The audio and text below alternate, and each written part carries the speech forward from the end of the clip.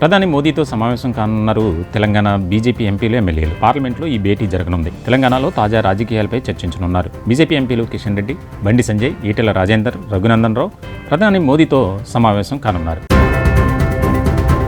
హైదరాబాద్లో బాపు ఘాట్ను అభివృద్ధి చేసేందుకు రక్షణ శాఖకు చెందిన 220 ఎకరాలను బదిలీ చేయాలని రక్షణ శాఖ మంత్రి రాజ్నాథ్ సింగ్ సీఎం రేవంత్ రెడ్డి విజ్ఞప్తి చేశారు. వరంగల్ మామునూరు ఎయిర్పోర్ట్ భూసేకరణకు అవసరమైన 205 కోట్ల రూపాయలను ఎయిర్పోర్ట్ అథారిటీస్ ఆఫ్ ఇండియాకు అందించామని కేంద్ర మంత్రి రామ్మోహన్ నాయుడుకు వివరించామన్నారు.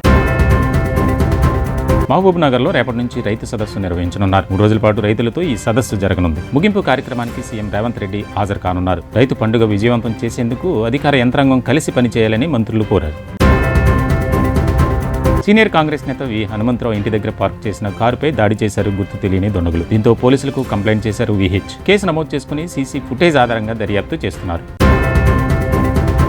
జీడిమెట్లలోని పారిశ్రామిక వాడలో మంటలు ఇంకా అదుపులోకి రావడం లేదు. ప్లాస్టిక్ బ్యాగ్ పరిశ్రమలో మంటలు ఇంకా ఎగిసిపడుతున్నాయి. 10 ఫైర్ ఇంజన్లు, 40 వాటర్ ట్యాంకర్లతో మంటలను ఆర్పేందుకు ప్రయత్నిస్తున్నారు ఫైర్ సేఫ్టీ అధికారులు. మంటలు దాటికి భారీ భవనం కుప్పకూలిపోయింది. సుభాష్ నగర్లో విద్యుత్ సరఫరా నిలిపివేశారు. చుట్టుపక్కల ఇళ్లలో నివసిస్తున్న వారిని ఖాళీ చేయించారు అధికారులు. AP deputy CM Pawan Kalyan ఢిల్లీలో బిజీ షెడ్యూల్లో గడుపుతున్నారు. కేంద్ర మంత్రులతో వరుస భేటీ అవుతున్నారు. ఏపీ అభివృద్ధి సహకారంపై కేంద్ర మంత్రులతో చర్చిస్తున్నారు పవన్. ఈ రోజు కేంద్ర మంత్రి భూపతితో పవన్ భేటీ కానున్నారు. అనంతరం ప్రధాని మోదీని కలవనున్నారు పవన్ కళ్యాణ్. పోలీసుల నోటీసులపై రామ్ గోపాల్ వర్మ స్పందించారు. సంబంధం లేని వ్యక్తులు నాపై కంప్లైంట్ ఇవ్వడం బాగోలేదని, అలాంటి కంప్లైంట్లపై పోలీసులు సెక్షన్లు నాకు ఎలా వర్తిస్తాయని ప్రశ్నించారు. పోలీసులను రాజకీయ నేతలు అస్త్రాలుగా మార్చుకున్నారని, ఏడాది కిందట పెట్టిన పోస్టుపై అంత ఎమర్జెన్సీ ఏం వచ్చిందని అన్నారు. మర్డర్ కేసులే వేళ్ల తరబడి పరిష్కారం కాలేదని, పోలీసుల నోటీసులకు తన సమాధానం కూడా ఇచ్చానని అన్నారు. అలాంటప్పుడు ఈ సెక్షన్లు తనకు ఎందుకు వర్తిస్తాయని అన్నారు ఆర్జీవీ. మాజీ మంత్రి విశ్వరూప్ తనయుడు శ్రీకాంత్కు బెయిల్ మంజూరు చేశారు 2వ జిల్లా అదనపు జడ్జి నరేష్. దళిత వాలంటీర్ హత్య కేసులో A1గా ఉన్నారు శ్రీకాంత్. 2 వ్యక్తుల షూరిటీతో పాటు 20,000 పూచీకత్తుతో బెయిల్ మంజూరైంది.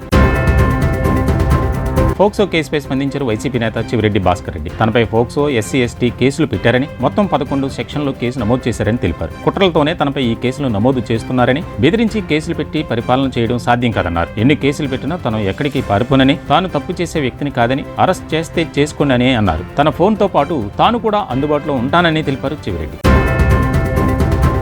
ఆర్జీవీ ముందస్తు బెయిల్ పిటిషన్పై ఇవాళ ఏపీ హైకోర్టులో విచారణ జరగనుంది. ఒంగోలు, విశాఖ, గుంటూరు జిల్లాల్లో తనపై నమోదైన కేసులో ముందస్తు బెయిల్ కోరుతూ ఆర్జీవీ పిటిషన్ దాఖలు చేశారు. ఈ పిటిషన్పై విచారించి తీర్పు వెల్లడించనుంది ఏపీ హైకోర్టు.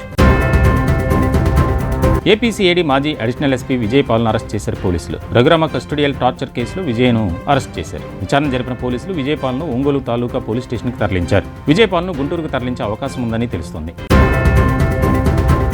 జీడిమెట్ల ఘటనలో సహాయక చర్యల్లో జాప్యం జరిగింది. విద్యుత్ అధికారుల నిర్లక్ష్యం వల్ల ఈ ప్రమాదం జరిగిందని ఆరోపిస్తున్నారు ఫైర్ సిబ్బంది. అగ్ని ప్రమాదం జరిగిన సమయంలో విద్యుత్ వైర్స్ ను కట్ చేయలేదని సూచించారు. పవర్ కట్ చేయకుండా ఆలస్యం చేయడం వల్లే ఈ ప్రమాదం జరిగిందని సిబ్బంది ఆగ్రహం వ్యక్తం చేశారు. దానివల్ల 2 ఫైర్ సిబ్బందికి షాక్ తగలడంతో అప్పటికప్పుడు విద్యుత్ నిలిపివేశామని తెలిపారు.